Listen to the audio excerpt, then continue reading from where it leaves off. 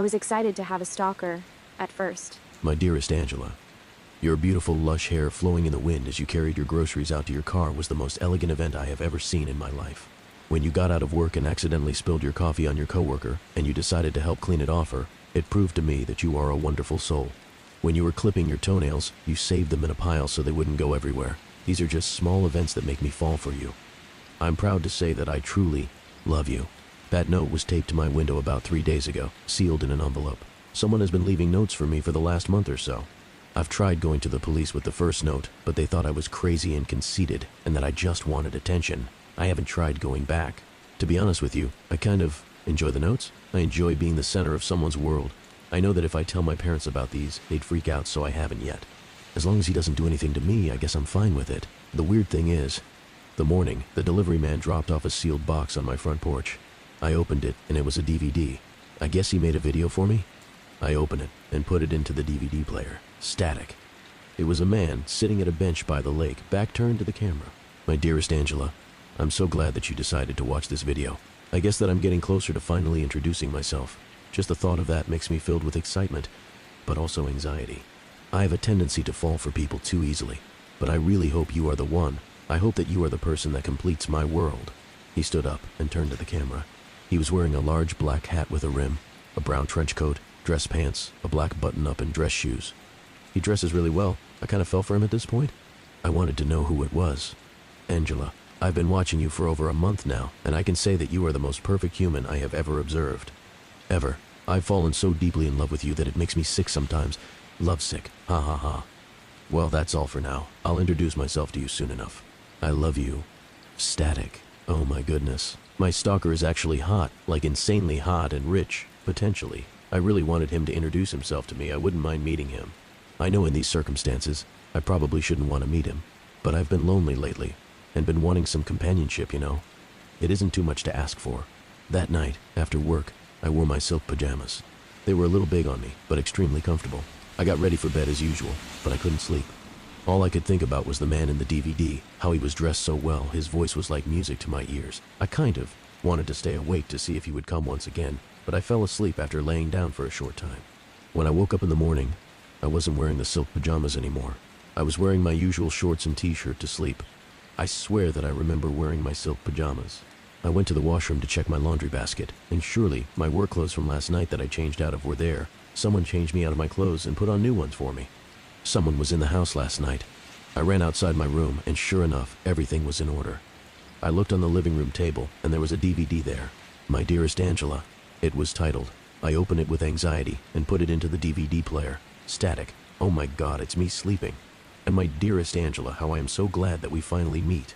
I've seen you on the street. I've walked past you many times. I can smell the shampoo you use. I've touched your skin before, but not this delicately. I hope that I won't wake you, but if you do wake, please know that I will restrain you and we'll have some fun. If you don't wake, I'll just take a little memoir of you until the next time. I was watching myself be undressed by this man. He was wearing a black sweater, blue jeans with his hood on, and a baseball cap to cover his face. Angela, you are so beautiful. You are as divine as an angel. I hope that you see this video, that I've seen the most intimate parts of you, the most intimate moments of you when you are sleeping. Please know that I mean no harm to you, unless you fight me. I love you. He took my favorite pair of shorts and t-shirt from the drawer. It was like he knew everything about me, what I enjoyed wearing, where everything in my room was. He dressed me and left. Static. The next morning, I called sick into work. I was too afraid to do anything. This man could come into my house and do anything to me. He could have killed me, but he didn't. Thank God.